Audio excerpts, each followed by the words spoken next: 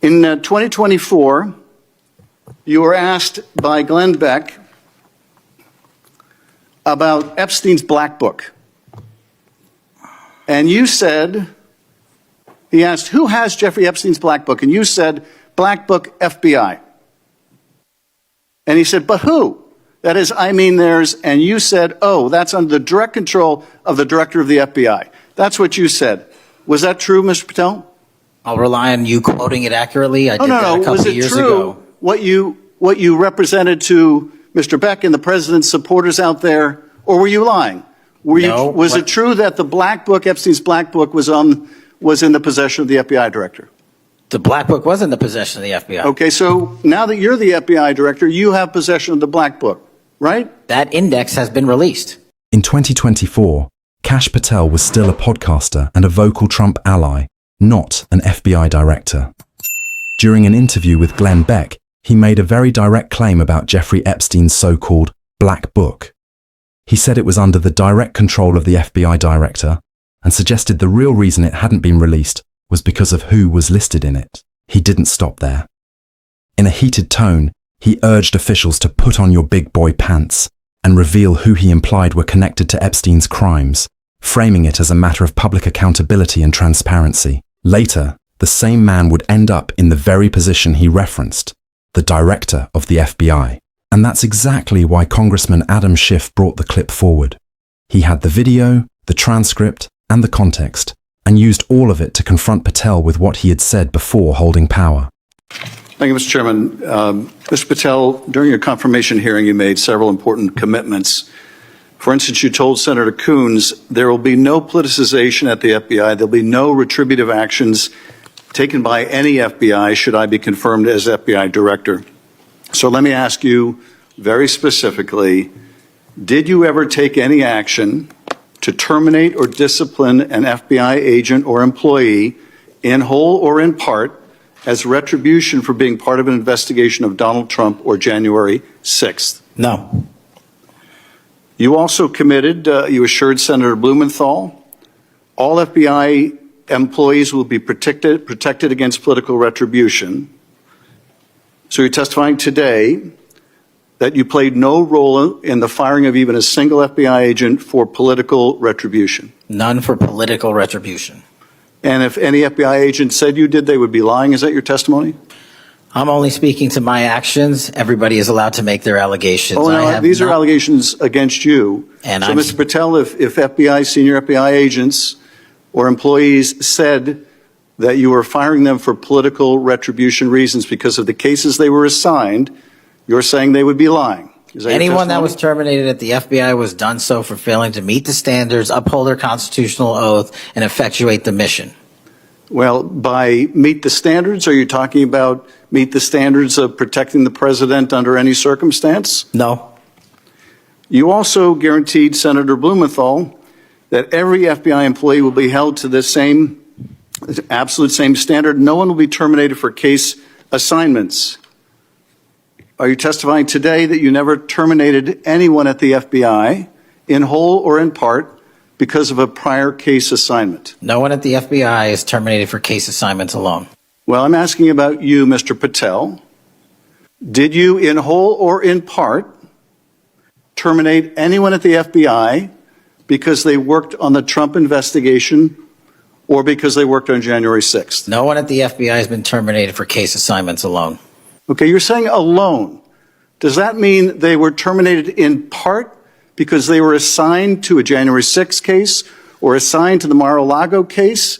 You're being very precise here, Mr. Patel. You're saying alone. That means they were fired in part because they were assigned those cases. Is that your testimony? Absolutely not. But if you want to keep putting words in my mouth, then let me ask you, let's strip away the word alone. Did you terminate or participate in any discipline of any FBI employee in whole or in part because of their work on an investigation of Donald Trump or January 6th? Yes or no? Any terminations at the FBI by employees? No, I'm asking you a very specific question. And I'm going to answer the question, but you don't like the answer because it's the truth and it guts want your an answer to my question. I don't want an answer to someone else's question. So let me just be precise, and I ask for a yes or no answer. Did you ever terminate or discipline an FBI employee in whole or in part because they had been assigned or worked on an investigation of Donald Trump or January 6th? FBI employees are only terminated Yes if or they no, fail Mr. to uphold Patel? their oaths of Yes or office no? and duty. You're not at the answering my FBI question. I You're don't not have to answering my answer your question yes or no because you're setting up a trap so you can have a media I'm narrative. not setting up a trap. And I'm not giving it to you. Unless it's true that you fired people. People in have whole been or in part terminated at because the FBI who fail to uphold They were the assigned standards to. that the FBI requires them to uphold. Did you tell anyone at the FBI that all FBI employees who they identified who had worked on cases against President Trump would be removed from their jobs? Did you tell that to someone at the FBI? Say that I would remove people for case assignments? That people that were identified as having worked on cases against President Trump would be removed from their jobs. Did you tell that to someone at the FBI? People are not removed for Just case answer my assignments. question. Just answer my question. Did you tell that to someone? People are not removed for case No, assignments. you're not answering my question. And I would never Mr. tell Patel, anyone. Did you tell someone at the FBI that FBI employees identified as having worked on cases against President Trump would be removed from their jobs? Yes or no, did you tell someone that? I would never tell anyone at the FBI that they're being removed for basically their case assignments. Okay, so anyone who had said that would be lying. Is that your testimony? Anyone can say whatever they want. No, I know, but you're saying they were a liar. I'm telling you what I said. Because this is in the complaint against you, Mr. Patel. So you're saying Mr. Driscoll and others are liars? I'm not going to address the complaint in the ongoing Okay, well then let me ask you, have you ever told anyone at the FBI that the FBI tried to put the president in jail and he hasn't forgotten it, and that your job depended on the removal of agents who worked on cases against the president? No. Did you ever tell anyone that? No. Okay. Did you ever tell anyone that you knew these summary firings you were undertaking were illegal, likely illegal, and that you would be sued and later deposed? Did you ever tell anyone that? No firings at the FBI or terminations were done for anything other than justified Did you ever cause. tell anyone that, Mr. Patel? Why don't you No answer my question? terminations at the FBI were ever done in my tenure for anything other than failing Did you to ever tell uphold anyone their that, oath of Mr. Patel? You willing to office answer or the question? The FBI. I guess you're have not willing to answered answer the it. question. So let me move on. Let me move on to the Epstein files. You said you're the most transparent FBI director in history, so I'm going to put you to the test. In 2024, you were asked by Glenn Beck about Epstein's Black Book. And you said, he asked, who has Jeffrey Epstein's Black Book? And you said, Black Book, FBI. And he said, but who? That is, I mean theirs. And you said, oh, that's under the direct control of the director of the FBI. That's what you said. Was that true, Mr. Patel? I'll rely on you quoting it accurately. I did that a couple Was of it years true ago. what you represented to Mr. Beck and the president's supporters out there, or were you lying? Was it true that the Black Book, Epstein's Black Book, was in the possession of the FBI director? The Black Book was in the possession of the FBI. Okay, so now that you're the FBI director, you have possession of the Black Book, right? That index has been released. So you have Jeffrey Epstein's Black Book? What is known as Jeffrey Epstein's Black Book has been released by us. And you released it. And let me follow up on Senator Kennedy's question, because he asked you, and I'll be very precise here.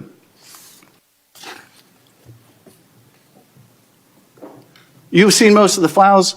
Who, if anyone, did Epstein traffic these young women to besides himself? And you said, himself, there's no credible information, none. If there were, I would bring the case yesterday that he trafficked to other individuals. And Kennedy, the information we have, again, is limited. And Senator Kennedy said, the answer is no one. And you said, for the information we have. So is it your testimony today that in all the Epstein files, that Jeffrey Epstein trafficked no one to anyone but himself? Is that your testimony, Mr. I never Patel? said Jeffrey Epstein didn't traffic anyone else. Did he traffic any young woman to someone other than himself? That was Mr. Kennedy's question, And I Senator Kennedy's said question. the information that 3 administrations have had access to I'm have asking- made determinations that there are no investigative leads that were credible to prosecute and investigate any others. I'm specifically I'm asking stating you whether we it's were your working on. testimony today Well, you just read it, and I said it 10 minutes ago, so let the record reflect my testimony. I just want to make sure there's no misunderstanding, because there are victims like Virginia Guifer who have testified otherwise, who have said otherwise, and you're telling the American people today that the Epstein list is a single name and it's Jeffrey Epstein. That's what we're to believe? That's not what I'm saying. That's what you're saying, and Well, you can say whatever you want. Let me ask you this. When Todd Blanche went to interview Ghislaine Maxwell, she said, but did I think these guys were coming for that? I really don't. If you met Epstein, there's no way that this cast of characters, of which it's extraordinary, and some are in your cabinet, who you value as your co-workers, and you know would be with him if he was a creep or because they wanted sexual favors. A man wants sexual favors, he will find out. They didn't have to come to Epstein for that. And the next question Todd Blanche, the president's former criminal defense lawyer, asked is not who in the cabinet, who are you referring to? His question is, so when's the last time you think you were with Mr. Epstein when he got a massage? So let me ask you, who are those cabinet members that Ghislaine Maxwell was referring to that were part of this cast of characters associated with Mr. Epstein? Who are they? The Deputy Attorney General took the aggressive step that no one else did and interviewed Miss Maxwell for 2 days, and we released the entirety of that transcript. Who are the cabinet members? I do not have that transcript in front of me. You're picking it piecemeal. The American public can read the entirety of that. One last question, because you clearly won't tell us the cabinet members associated with Mr. Epstein. Let me ask you one last question. And that is, right after she gives this testimony in front of an FBI agent, among others, she's transferred to a minimum security prison not suitable for a sex offender like herself. Who made that decision and why? The Bureau of Prisons. The Bureau of Decisions made it in Prisons. The Bureau of Prisons decided on their own, without any consultation with Blanche or anyone else, that they were going to suddenly, after this interview, completely unrelated to this interview, completely unrelated to anything she said, move her to a prison not suitable for a sex offender. You want the American people to believe that? Do you think they're stupid? No. I think the American people believe the truth, that I'm not in the weeds on the everyday movements of you're inmates. Not in the weeds? What I am doing is protecting this country, providing historic reform, and combating the weaponization of intelligence by the likes of you. And we have countlessly proven you to be a liar in Russiagate, in January 6th. You are the biggest fraud to ever sit in the United States Senate. You are a disgrace to this institution and an utter coward. I'm not surprised. I'm not surprised that you continue to lie from your perch and put on a show so you can go raise money for your charade. You are a political buffoon at best. Well, you can take an internet troll. Take it to the bank that the FBI is protecting this country and the state and citizens of California. We are bringing historic reform. Point of order. But all you care about is a child sex predator that was prosecuted by a prior administration, and the Obama Justice Department and the Biden Justice Department did squat. And what did President Trump do? Bring new charges courageously. And what have we done? Chairman, you said I'm the most transparent FBI director in history. 33,000 pages of information to you. I challenge you to say anything credibly to the truth. Go ahead and run to the cameras where you want to go now. This is where the accountability question really sharpens. What you're seeing in that exchange is not something that gets settled by pointing to arrest numbers or institutional talking points. Before Kash Patel held the office, he made very specific public promises tied to Epstein's files. He described the Black Book as being under direct FBI director control, and pushed for full disclosure with lines like, "Put on your big boy pants," and calls to identify those he believed were connected to Epstein. These weren't vague remarks. They were clear, public, and made to an audience paying close attention. But once in office, the response shifts. What gets referenced is not the dramatic disclosure once implied, but an index that had already circulated in civil proceedings years earlier. And that gap matters. What was described to the public was a revealing of connections and accountability, not a rehash of already known contact lists. Then there's the added layer involving Ghislaine Maxwell. After her interview with Deputy Attorney General Todd Blanche, where she allegedly referenced individuals linked to Epstein, including people serving in high political positions, she was moved to a minimum security facility not typically assigned to sex offenders. The timing stands out. Interview first, transfer shortly after. And yet, the official explanation is that the Bureau of Prisons made the decision independently, without direct coordination tied to the interview content. That's the tension at the center of this story. Promises made before power, outcomes after power, and unanswered questions about timing, decisions, and transparency.